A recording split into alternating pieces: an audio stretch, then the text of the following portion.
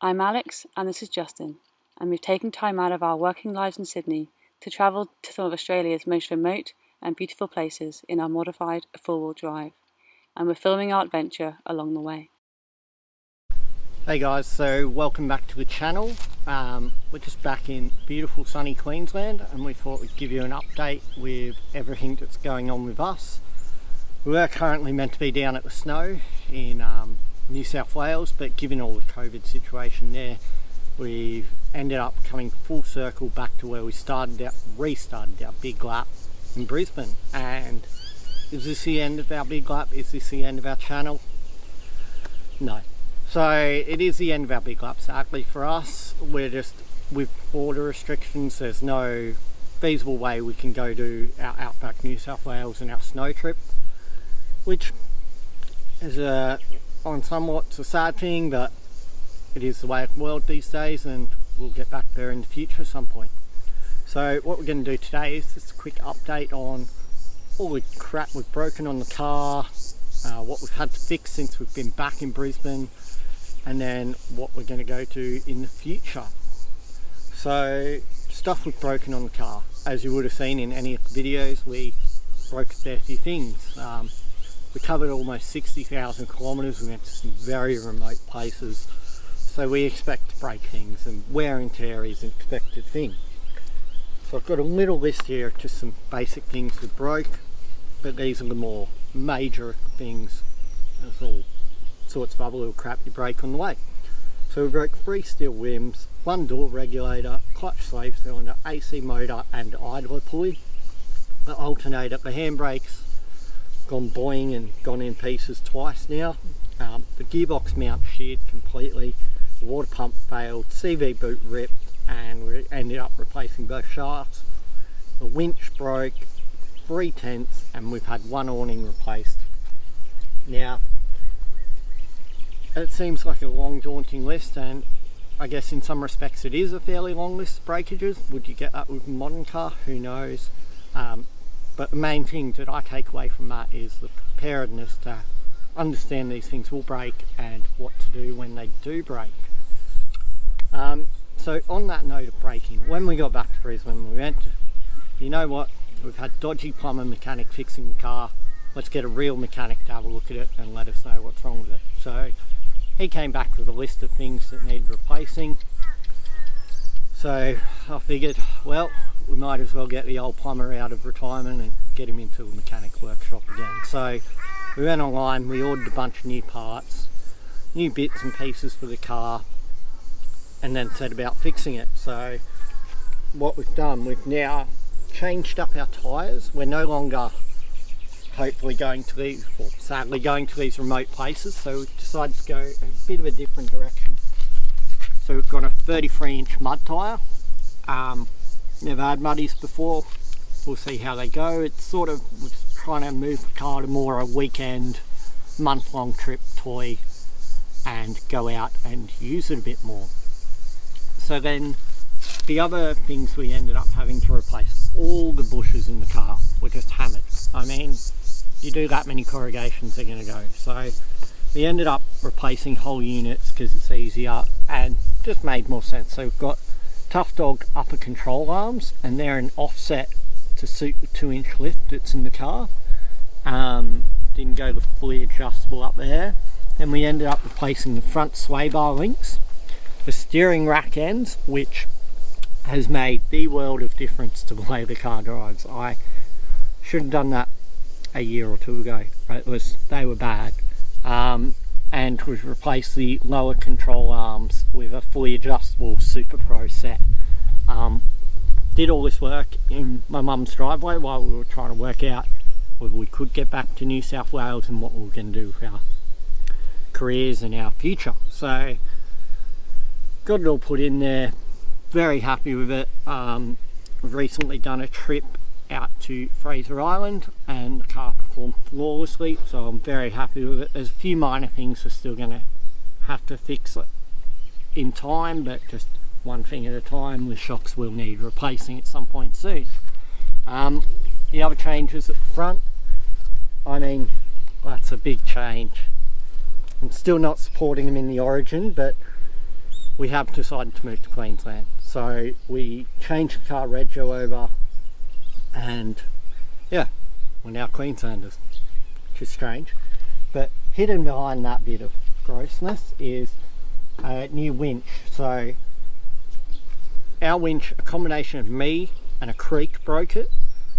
I'm going to blame the creek and not my over tightening bolt that snapped that. But the old winch was Ronda and Katut, so we threw that out, and we've just got another, the upgraded King's one. The winch was a good winch, it just, my hand fist broke the housing, otherwise we'll probably still have it. So yeah, we got this new one, we'll see how that goes. Then on the engine side of things, obviously gave the car a full service. I drained out the front diff, was probably 90% mud and water from Cape York, which was not ideal, but it made it the whole way back on that muddy water fluid. So drained all diffs, gearbox, any fluid I could, drained them out, put new fluids in. The car loves me for it. We've also installed a boost tee. Excuse my dodgy install. Tapped a thread into my turbo outlet, our exhaust manifold, for an EGT gauge, and I've run that into the car. And then we're just running a boost gauge so I can keep an eye on it. We found the boost up, I think 3 psi, which isn't a lot, but it just gives it that little bit more go off the line, especially with the bigger tyres now. It seems to be good. So that's about it for the front section of the car.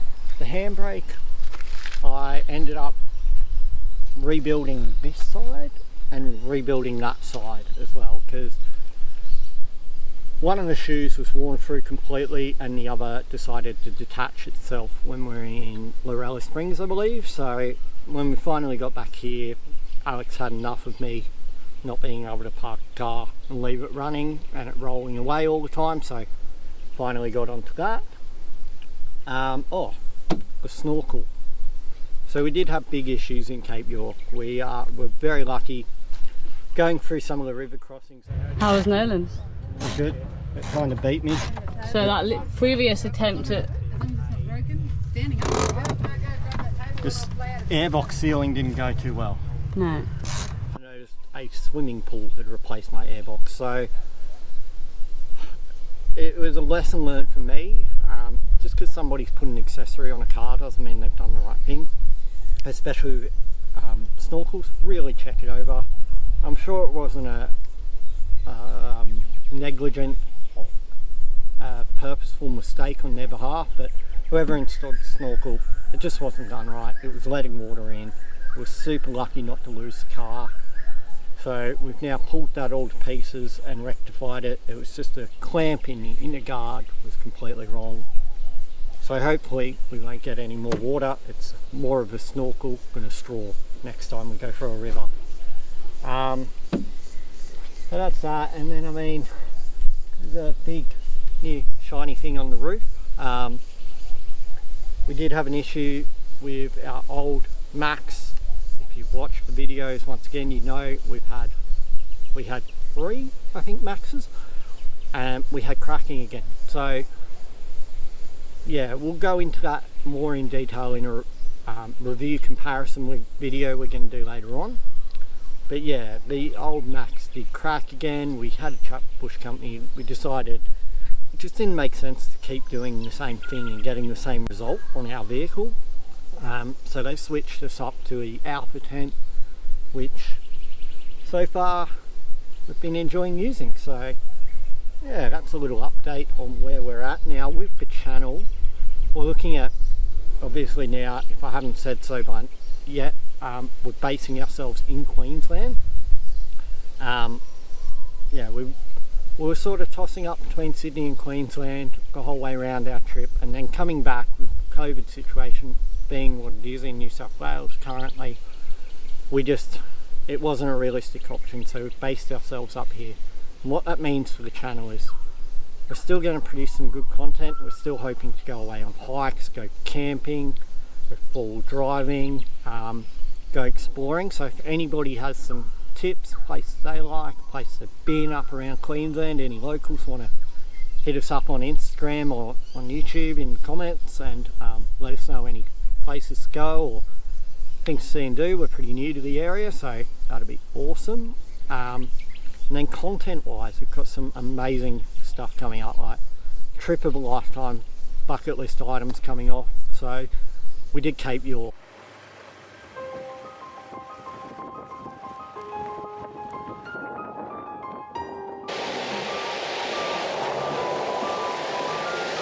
Roll this, yeah, because there's so much weight on the top. We'll Shortest smaller vehicle.